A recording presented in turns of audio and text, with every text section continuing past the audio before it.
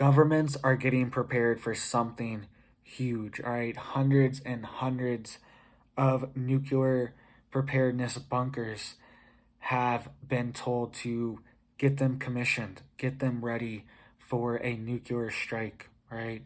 This is a report coming out of the New York Times. This is what they are saying, that hundreds of nuclear bunkers are being prepared for a nuclear strike from Russia, potentially. That is the story that is coming out, all right? And how many more countries need to enter this situation before it's considered a world war, all right? I think I actually saw it. One of these newspapers, one of these websites, they have one of their sections is called World War III now. That's what one of the sections is called, right? So this is happening. This is real. And more countries are entering this conflict as well. 2 more countries have entered the conflict in Ukraine, this massive proxy war that is a test of all the different countries' military systems and military equipments to see what they have, to see what they can do. And just off topic, I just thought about this, all right? We'll get into everything else in just a second, but all of these weapons transfers going overseas, okay? I am really worried that a lot of these are ending up in Russian hands or Chinese hands or Iranian hands, adversaries to NATO or the United States. I'm really worried that these weapon shipments, a vast majority of them, or at least a good percentage of them, are ending up in the wrong hands, and we are just giving our military hardware and military equipment away to these other countries that can just reverse engineer our equipment, okay? Just something I've been thinking about because I was reading reports that it's only 30 to 40% of these weapon transfers only make it to where they're supposed to be, all right? So, and then there's a lot of other ones that might make it, but they can only confirm 30 to 40%, and they even sent U.S. soldiers into Ukraine a few weeks ago to monitor these weapon shipments, all right? Because the issue is so bad, all right? So I'm worried that we are just giving this stuff over to Russia and China. And I don't want to be a little whatever here, but who has all of these deals with China? And who had a bunch of deals in Ukraine?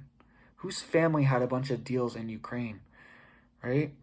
Do you guys remember the Burisma, the Ukrainian energy company? I think that's what it's called, Burisma. It might be called something else, but Biden's son worked on a Ukrainian energy company in Ukraine and got paid millions of dollars to work on it when he doesn't know how to speak Ukrainian or Russian or whatever.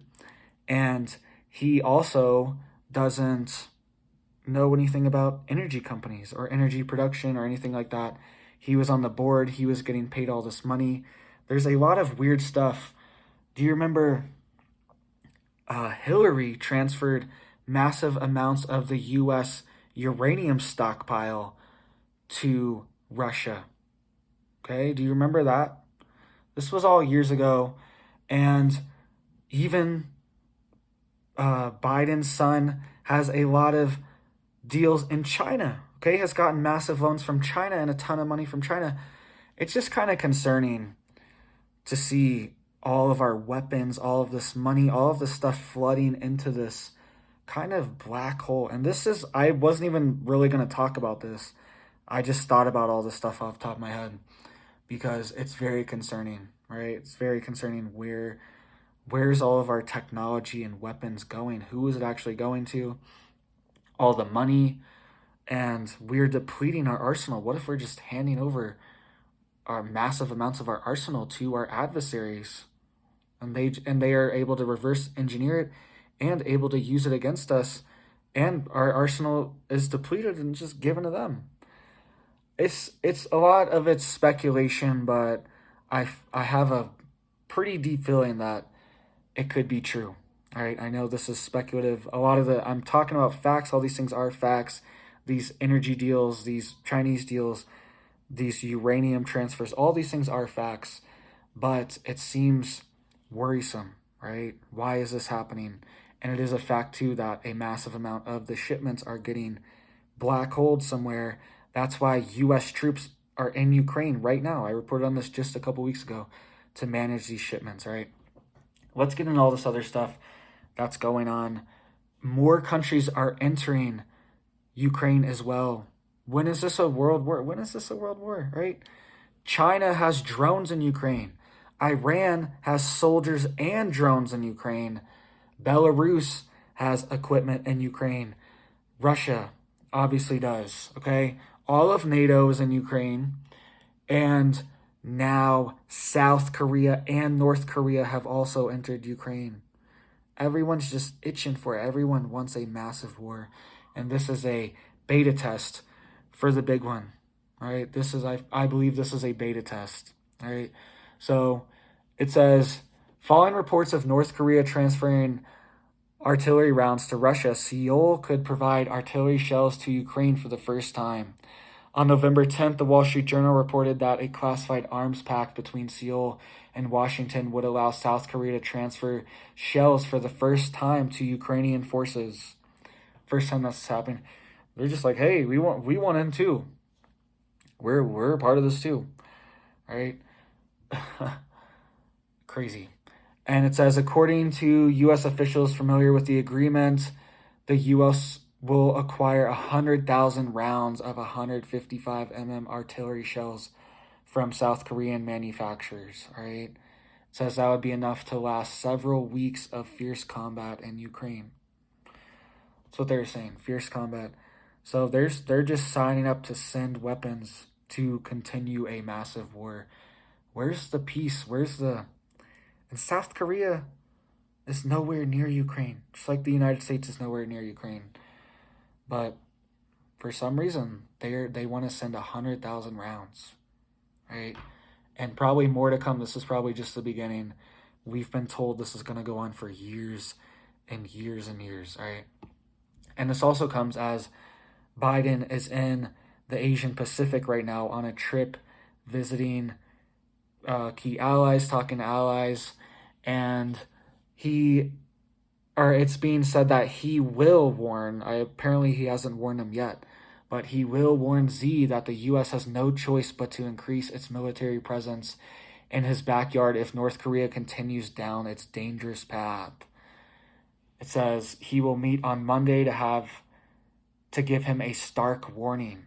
Expect more American warships and military hardware in the region if you do nothing to rein in North Korea's nuclear ambitions. That's apparently what the president is saying. The National Security Advisor's already come out and said that the president is going to say this, so it's already out in the open that the U.S. is saying this to China, to Xi, before this trip. All right? And the U.S., Biden himself has said multiple times, we will defend Japan, South Korea, and Taiwan with nuclear weapons. All right? This is what the U.S. has said multiple times. Biden has come out and said this multiple times. We will defend it with nuclear weapons. It says, Kim Jong-un's secretive regime has stepped up missile launches in recent weeks, triggering fears he's about to order a nuclear test. Right? He has been just like spraying them like crazy. Right? ICBMs, missiles everywhere. All right? Spraying them. It says, I believe this was last week when this happened. It says, South Korean military detected 4 short-range ballistic missiles launched by North Korea. And it said it landed in South Korea's territorial waters. And they called it, quote, effectively a territorial invasion. Right? That's what South Korea called these missile launches. And shortly after that, the U.S. and South Korea did nuclear bomber exercises, and the U.S. flew their nuclear bombers over South Korea, all right, in a nuclear bomb drill. So, and this also comes as the defense secretary, all right, Lloyd, he said this last week too, that the U.S. will, quote, end the Kim regime if North Korea continues to do these missile launches and fire missiles over Japan and South Korea and doing all these provocative things. All right. The U.S. does provocative things too. All right. U.S. is always doing missile launches, test, flying their nuclear bombers all over. So it's one of these things. If you're just like looking at it from North Korea's side, like they are just saying like, hey, we want to defend ourselves. Obviously, I'm not a North Korea fan here. I'm just saying they are saying, hey, we want to defend ourselves. And they want to have nuclear capabilities too, just like any other country. So, and it just doesn't seem smart to say we're going to end your regime if you don't cooperate when they are nuclear power and they have ICBMs as well. It just doesn't seem very calculated or very smart. I mean, we had Trump going over the DMZ line into North Korea, right? Meeting Kim Jong-un, shaking his hand. I just don't understand, why don't we have that kind of energy, like peace energy, like strong peace energy? It's like, we'll come over there, we'll send the president over there, and you're not going to do anything. Because if you do something, we will destroy you. But you don't even have to say that. But you're offering peace too. At the same time, you're like saying, hey, we respect you, but you need to stop. And we will give you respect, but you know what I mean? Know what we can do too. You need to respect us back, right? We need to get on that level, not say that we will end the Kim regime. That does not seem like a calculated decision, right? Here's some news that I'm not sure. I guess it's some good news, but it also just seems suspicious and a little strange. So hopefully we can head down this diplomatic path, but we will see. So it says the Biden admin divided over path for Ukraine as top U.S. general pushes for diplomacy, right? So it says during internal conversations about the war, America's top general, chairman of the Joint Chiefs of Staff, has in recent weeks led a strong push to seek a diplomatic solution as fighting head towards a winter lull, right? It says the position was not widely backed by the president, though, and his national security team, including Secretary of State and National Security Advisor, neither of whom believe it's time to make a serious push for talks over Ukraine, according to two administration officials familiar with the discussion. It says the result is a growing debate inside the administration over whether Ukraine's recent gains on the battlefield should spark a renewed effort to seek some sort of negotiated end to the fighting, all right? And it says the push for peace has spilled into public in recent days.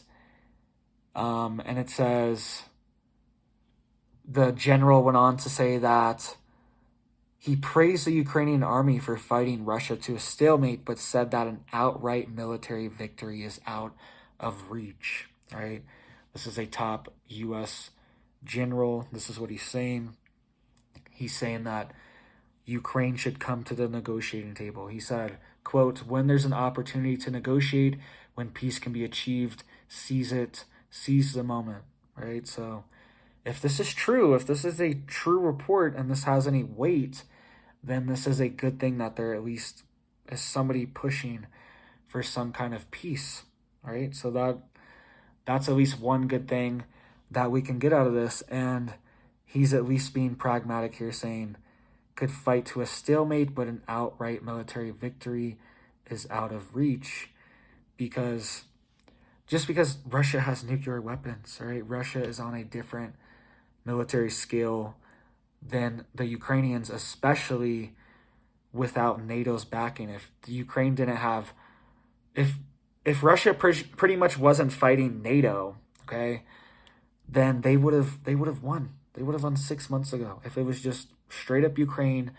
versus straight up Russia, most likely scenario is that Russia would have won, but NATO is backing Ukraine. So it's pretty much like fighting NATO now. You're fighting all of NATO's infrastructure, satellites, communications, weapon systems.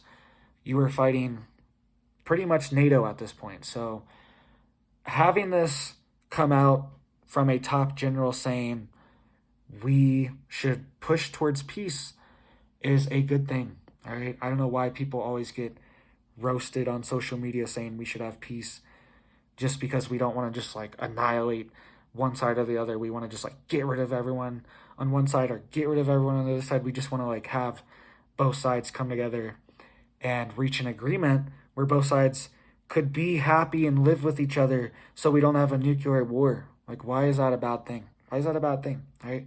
We don't need to annihilate each other to survive, to go on to the next day. All right. So this comes as Russia has had massive retreats from key cities in Ukraine. All right. That's why this general is saying that possibly this moment when Ukraine has captured this key city, this could be a moment for peace, hopefully, because Ukraine has the city back. Maybe we could cut our losses on both sides and negotiate. All right, that's what he's saying.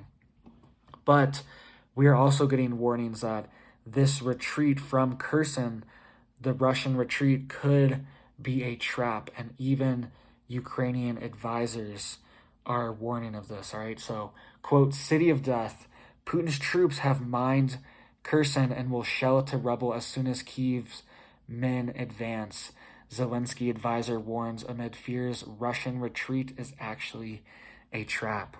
All right. Quote, "Russia has turned Kherson into a city of death by booby-trapping everything, including apartments, sewers, and will shell it to pieces as soon as Ukraine's men advance into it," said a senior advisor to the president of Ukraine. He issued the warning hours after Moscow said it would withdraw its troops from Kherson to the eastern bank and handing one of the biggest prizes of its invasion over to Ukraine. The move, announced in a heavily managed state TV spectacle, sparked fears the retreat is actually a trap. Right? So he said it was a heavily managed state TV spectacle. That's what he called the retreat. Very strange. That's what a Ukrainian top advisor is calling it. It's not even like Russia's saying they're trapping. They're saying this could be a trap and we need to be careful. This could be a false victory for the Ukrainians. It says the Russian Federation wants to make Kherson a, quote, "city of death." The Russian military mines everything they can, apartments, sewers, artillery left, bank plans to turn the city into ruins. All right, so it could be a trap. And it also, I was thinking that because this was speculated a lot a few months ago, this is where this massive dam is as well. And this dam was hit by Ukrainian missiles just last week and sustained damage. It was able to continue, but they're saying it could take over a year to fix this dam from the damage that it sustained. But I was worried, and this was even speculated before, that some kind of massive device could go off on this dam and flood out Kherson. And once all the soldiers and people are vulnerable, everyone's out in the open, you're kind of flooding all the people out in the open, thinking they're safe in this region, and then the dam is hit and it causes massive flooding and massive casualties and to the Ukrainian forces, all right? And they were even speculating too that a nuclear device could go off at the dam, causing nuclear radiated water to completely cover this region, all right? So, and this is a massive region in Ukraine, critical region. This dam and the river supply a ton of water to other parts of Ukraine as well. So if it gets taken out, it would be a massive blow to the Ukrainian infrastructure. All right, just speculation. They probably also want to keep the dam intact in case they do recapture the city, because things would most likely be completely destroyed if they did this dam, especially a nuclear radiated attack on the dam, all right? And we've seen stuff like this too, that these Poseidon drones, okay, that Russia recently tested, okay, they recently tested them again, actually, and the U.S. was observing it, and they thought that they failed one of their tests. All right, they did a nuclear sub missile test, and they are also testing these Poseidon drones, which are just drone subs. And the U.S. thinks that they did a failed test because they set everything up for the test, but then there was no actual launches or anything. So they thought maybe it was a failed missile test. Who knows? Maybe it was just to show you that we could do this. All right, who knows what happened? But these Poseidon drones, they were speculated that they could cause a radioactive tsunami, massive, hundreds of feet high radioactive tsunami on the coast of anywhere, right? Coast of Europe, coast of the United States, Australia, South America, anywhere, and cause a massive, hundreds of foot high radioactive tsunami that could also wash inland, right? And I mean, think about it, radioactive water just washing, hundreds of miles inland potentially would be a massive problem, all right? What would happen to all this land, right? It's like a hurricane, but the water's radiated. It's like a hurricane 10x, but the water's radiated on top of it, all right? It would be one of these things like this could wipe out Florida, probably. This could probably just like cover Florida completely with radioactive tsunami, all right? Because these hurricanes get, storm surges of whatever, 20 feet, 30 feet. This would be hundreds of feet high, all right? It would literally just like flatten Florida in a second, probably, with radioactive water, all right? So why are we building all of these devastating things? Like, why do we even have this stuff? It's crazy. I get peace through strength. We need to be strong to deter people from doing bad things, all right? I understand that concept, but it's also, when is the limit? How, like, what kind of insane technology do we need to have? We need to have agreements with other countries to not be producing this dystopian technology as well, all right? But it's one of these things, you can have agreements, but we know how the black budgets are. We know how all this stuff is. They will probably still continue to do whatever they want behind the scenes. We know how all this stuff is. The Pentagon has a massive, I think it's trillions of dollars the past 20 years, past decade, that's in this Pentagon black budget, and nobody knows what it is, right? Nobody knows, not even Congress knows what this money is spent on. And they added it all up. It was trillions of dollars, right, over the past 20 years, past couple decades, that the Pentagon has a black budget, and it's just unaccounted for. So they probably will still continue to just do whatever they want to do, right? That's where all this crazy dystopian technology comes from, is these black budgets. So let's dive into this, all right? They're preparing hundreds of nuclear bomb shelters, all right? It's crazy. And what is the U.S. doing? Is the U.S. preparing any of these? Is the U.S. telling you where it is? Is the U.S. giving you pamphlets? Are they sending out notices on your phone telling you, hey, there's actually a bunker that's 10 miles away? Are they doing anything? Are they putting out a PSA, just like anything? Nothing. Silence, all right? But other countries are doing this, all right? There was a couple months ago, they were preparing tens of thousands of bunkers. I think it was 60,000 bunkers they were preparing in Eastern Europe, Poland, all these other countries. They were preparing tens of thousands of bunkers. But this is urgent. This is coming out of the New York Times, saying Ukraine is preparing for a nuclear attack from Russia right now, and they are preparing hundreds of nuclear bomb shelters for this. All right, so this is a report coming out of the New York Times just a few days ago. It says Kyiv is prepping 425 nuclear bomb shelters in case of a Russian nuclear attack. It says a top Kyiv official said more than 400 fallout shelters were being readied in the capital, and that similar measures were being taken elsewhere around the country to prepare for a nuclear attack from Russia. Right? And this is one of these things. Who knows? Who knows? It really could happen. We are on the verge. even if it's just a tactical nuclear weapon, it's something that could just change the fabrics of our society, change the way, like, people are going to panic, even if it's a tactical nuke. Once it's on CNN and Fox News and MSNBC and all the stuff that Russia used the nuke, Russia did it, all over, Russia done it.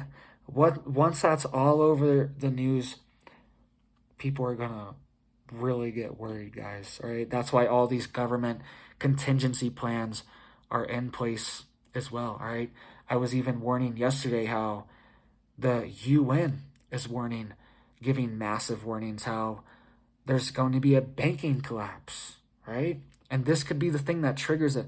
A nuclear device goes off. People could be like, I need to go to my bank and get cash. Like, what if, you know what I mean?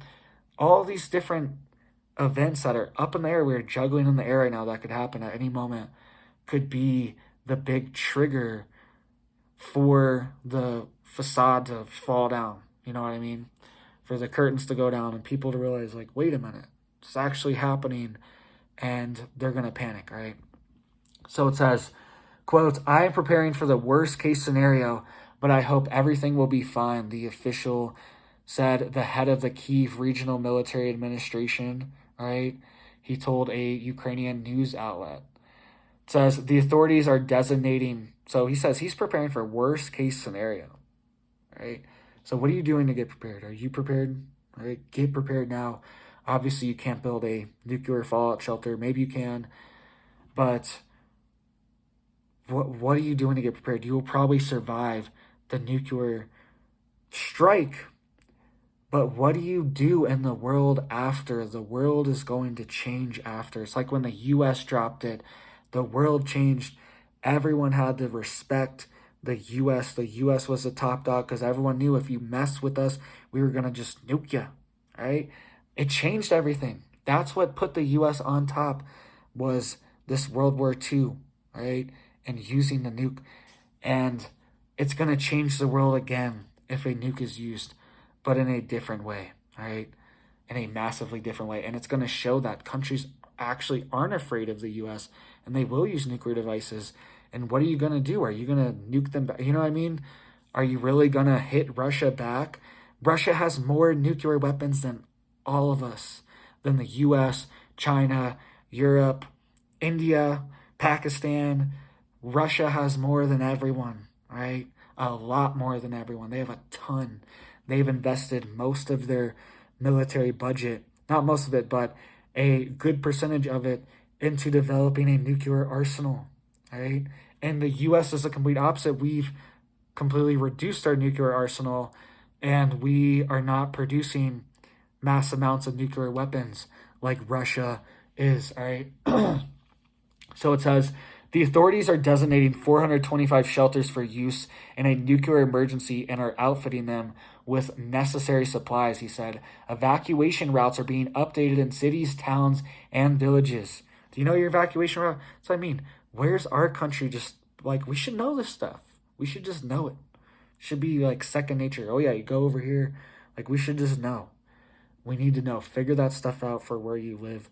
There's massive bunker networks all over North America, the US, Canada, all over Europe, right? Find out where they are, right?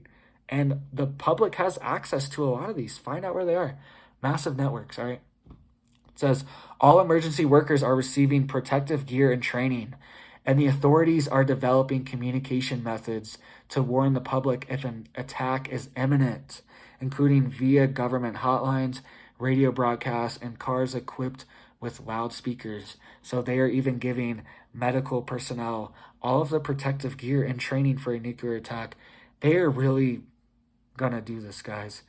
They've been talking about it before, but the fact that they are spending all this money and all these resources doing this means something's going to happen. And I'm sure NATO knows this is happening. The U.S. knows this is happening. I'm sure they're orchestrating all of this response. All right. So it says, worries that the Kremlin might turn to its nuclear arsenal as it suffers setbacks on the battlefield have deepened since Putin's speech in September. raise the specter of using weapons to hold onto Moscow's slipping territorial gains. It says, Russian foreign minister said in a statement on Wednesday that Moscow's, quote, first priority is to prevent any military clash of nuclear powers. Still, senior U.S. officials have expressed concern about the possibility of Putin deploying tactical nuclear weapons, which carry lower yields and are meant to be used at shorter ranges than the warheads carried on ICBMs. All right. And it says, they also reported that a senior Russian military leader recently had conversations to discuss when and how Moscow might use tactical nuclear weapons in Ukraine, contributing to the heightened concern in Washington. Right. So apparently reports were coming out that they were discussing using tactical nuclear weapons recently as well, right? This stuff is so shoddy. This stuff's so shady. It's hard to tell. And a lot of it's propaganda coming from both sides. It's really hard to tell what's going on, all right? But the thing is, the point of all of this, all right, if they drop it, if they drop the tactical nuke or otherwise, people are going to panic, right? So get prepared now. Be prepared. Have your stockpiles now. Don't panic. Just slowly get prepared, all right? There's nothing wrong with that. And that way, when something happens, you know you're sitting on what you already need, right? And it's going to be another one of these things. People are going to just buy, the strangest things are going to buy water, toilet paper, all these things that we saw out of stock a few years ago when everyone panicked. We could see the same thing. We could also see lockdowns. We could see we need to lock down for a week or two to make sure there's no other nuclear devices that are going to be used, right? I saw reports that the NATO radar spy plane that can detect other planes, missiles, everything, radiation, everything, it was making rounds over Europe and circling UK recently the past few days, all right? This NATO radar plane that detects any kind of radiation, missiles, any plane. It just has a super advanced, powerful radar on it that, you know what I mean, detects everything in the area. So they're on surveillance. Sorry about that. They're on surveillance, sniffing everything out. All right. So big things are happening, guys. NATO's getting prepared. U.S. is getting prepared. Russia's getting prepared. South Korea's jumping in. North Korea's jumping in. Iran's jumping in. China's jumping in. NATO's all in. Like, what's next, guys? What's next? This is it. So get prepared. Stay prepared. Get your stockpiles up. Stay blessed up. And have a big old blessed day.